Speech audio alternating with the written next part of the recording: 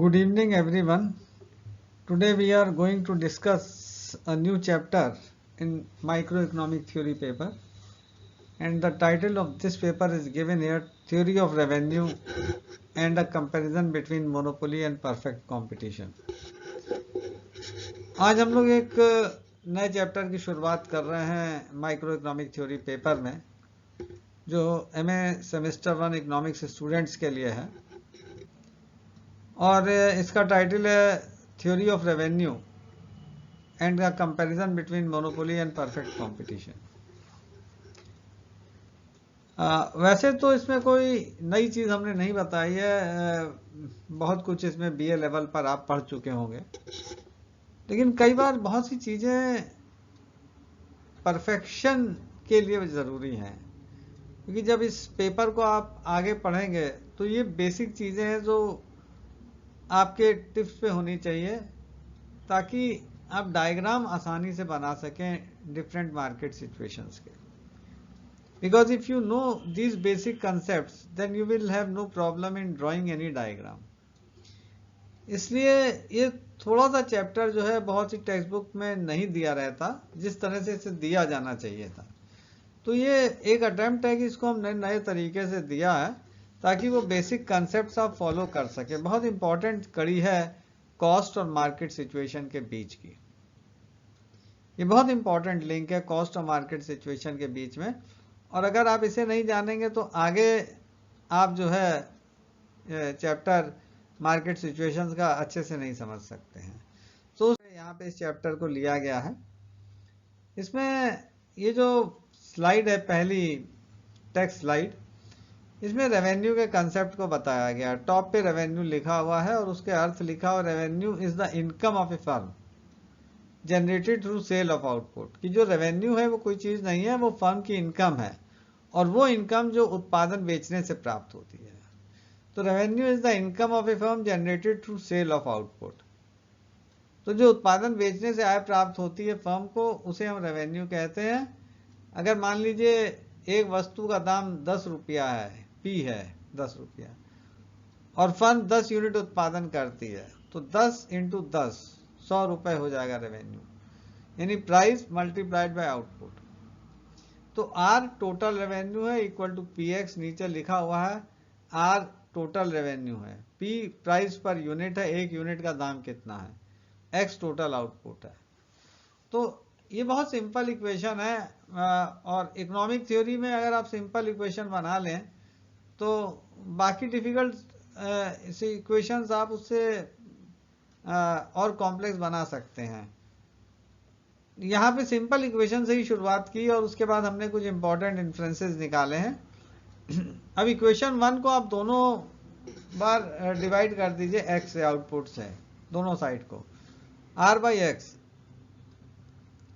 Are by X क्या है? Revenue per unit of output, और इसे एवरेज रेवेन्यू कहते हैं। और एक यूनिट बेचने से आपको कितनी आय मिलेगी, वो कीमत है, प्राइस। तो P बराबर है उसके P के। तो इक्वेशन 2 में लिखा R by x A R के बराबर है, एवरेज रेवेन्यू, औसत आय। और औसत आय कोई और चीज नहीं है, ये वस्तु की कीमत है, एक इकाई की कीमत है। तो यहाँ नीचे लिखा 10 AR is simply the price of commodity. Average revenue कुछ और नहीं है, ये कमोडिटी का प्राइस है, it is the price of commodity. यहाँ लिखा हुआ है पहले पैरा में, in economic theory price determines demand, कि मूल्य जो है वही मांग को निर्धारित करती है। इसलिए जो एवरेज रेवेन्यू है उसे आप प्राइस लाइन कह सकते हैं या प्राइस ऑफ कमोडिटी कह सकते हैं, अभी पीछे आपको बताया हमने स्लाइड में। और चूंकि प्राइस डिमांड निर्धारित करती है तो इसी एआर लाइन को, एआर कर्व को हम डिमांड कर्व भी कहते हैं। तो एआर कर्व कह लीजिए, प्राइस लाइन कह लीजिए, डिमांड कर्व कह लीजिए, ये सब पर्याय हैं, आर ऑल सिनोनिमस, ये एक दूसरे के पर्याय हैं। तो ये चीज़ भी आपको बतानी जरूरी है। ये बुनियादी बातें हैं, कोई ऐसी नई चीज़ें नहीं हैं, मगर ये अगर आपको पता है तो आपका कॉन्फिडेंस इकोनॉमिक थ्योरी पढ़ने में बढ़ेगा, और उस कॉन्फिडेंस के माध्यम से आप आगे चीज़ों को अंडरस्टैंड कर सकते हैं, कॉम्प्रिहेंड कर सकते हैं। नेक्स्ट पैरा में दिया, this implies that in different market situations price of good is determined bye AR curve, कि डिफरेंट मार्केट सिचुएशंस में जो प्राइस है गुड का वो AR कर्व निर्धारित करता है, which also represent demand curve of a firm. तो वही डिमांड कर्व होता है जो अभी आपको बताया कि एवरेज रेवेन्यू कर्व कह लीजिए, प्राइस लाइन कह लीजिए, डिमांड कर्व कह लीजिए। इसलिए ये बात जानना जरूरी है कि जब आप प्राइस निर्धारित करेंगे किसी और कर्व से नहीं, AR कर्व से ही निर्धारित करेंगे या डिमांड कर्व से ही निर्धारित करेंगे। Price is always determined by the demand curve और AR कर्व, ये इंपॉर्टेंट बात है। यहां लिखा इक्वेशन ऑफ डिमांड लाइन क्या होती है, ये देखिए AR को हमने प्राइस लाइन कह दिया और इसकी इक्वेशन हम लिखते हैं A माइनस BX। ये स्टैंडर्ड फॉर्म है इसके राइटिंग का, price equal to A minus BX। ये प्राइस लाइन की इक्वेशन है, डिमांड कर्व की इक्वेशन, 3 नंबर जो है। अब दोनों तरफ x से गुणा कर दीजिए। जब दोनों तरफ x से गुणा करेंगे तो लेफ्ट हैंड साइड पे px आएगा, p into x, right side पे ax माइनस bx स्क्वायर। अब लेफ्ट हैंड साइड ले लीजिए, p इंटू एक्स क्या है, अभी आपको पीछे बताया था, revenue, total revenue r equal to ax minus bx square. अब इस इक्वेशन को आप डिफरेंशिएट कर लीजिए with respect to WRT, with respect to x के सापेक्ष इसका डिफरेंशियल कर लीजिए। क्या होगा, dr by dx left side पे, राइट साइड पे a minus 2bx। dr by dx को हम इकोनॉमिक थ्योरी में MR कहते हैं। Change in revenue due to change in output is called marginal revenue. d मतलब चेंज, तो dr by dx change in revenue upon change in output is equal to a minus 2bx, और dr by dx MR है, MR equal to a minus 2bx। ये equation 4 लिखी है। अब जरा 3-4 को कंपेयर कर लीजिए, AR और MR को आप कंपेयर कर लीजिए, यानी प्राइस लाइन को और MR कर्व को। इंटरसेप्ट दोनों का सेम है, A है। जब इंटरसेप्ट सेम है तो इसका मतलब है जहां से AR कर्व शुरू हो रहा वहीं से MR शुरू होगा। पहली बात क्या बताइए कि AR कर्व जहां से शुरू होगा वहीं से MR शुरू होगा। दूसरी बात देखिए, MR equal to minus 2bx, AR minus BX, यानी MR कर्व जो है उसका स्लोप 2 गुना ज्यादा है AR कर्व से। तो MR कर्व ज्यादा तेजी से गिरता है as compare to AR curve. Comparing equation 3 and 4 लिखा लास्ट में, AR and MR have same intercept A, यानी they start from the same point, but MR is twice more steep than AR। MR जो है वो twice ज्यादा steep है AR से, और उसका अर्थ यह है कि MR जो है ये y एक्सिस को और AR कर्व को बाइसेक्ट करेगा, 20 से जाएगा, यानी AR और y एक्सिस के ठीक 20 से जाएगा। यानी अगर AR कर्व स्ट्रेट लाइन है, if average revenue curve is a linear demand curve, following demand curve, then MR curve would always bisect y axis and demand curve, उसके 20 से जाएगा, उसका स्लोप 2 गुना। ये बात हमेशा ध्यान में रखिएगा, बहुत इंपॉर्टेंट है। In figure OA equal to A, interceptor में MR AR दोनों A से शुरू हो रहे हैं। स्लोप ऑफ AR B है, यहां लिखा हुआ है। स्लोप ऑफ MR 2B है। Linear MR curve always bisect linear AR curve and y axis, लेकिन अगर नॉन लीनियर है तब वो बाइसेक्ट नहीं करेगा, ये आपको बता दें, केवल लीनियर है तभी बाइसेक्ट करेगा। अब यहां पे हम कंपैरिजन पे आ रहे हैं between perfect competition and monopoly. ऊपर लिखा हुआ है perfect competition and monopoly comparison under constant cost condition, कि हम मोनोपोली और परफेक्ट कंपटीशन कंपेयर कर रहे हैं, लेकिन एक अजम्पशन है कि कांस्टेंट कॉस्ट है दोनों मार्केट में। कांस्टेंट कॉस्ट का मतलब है कि जो AC कर्व है वो स्ट्रेट लाइन है, एक्स एक्सिस के पैरेलल है। The purpose of this comparison is to know, इसका पर्पज क्या है कंपैरिजन का, क्योंकि इसकी जरूरत पड़ेगी, ये मत समझिएगा कि हम ऐसे ही करा रहे हैं, because we need this comparison in our subsequent lectures, that is why we are discussing this comparison over here. The purpose of this comparison is to know how much output a monopolist would produce, कि जो monopolist है वो कितना उत्पादन करेगी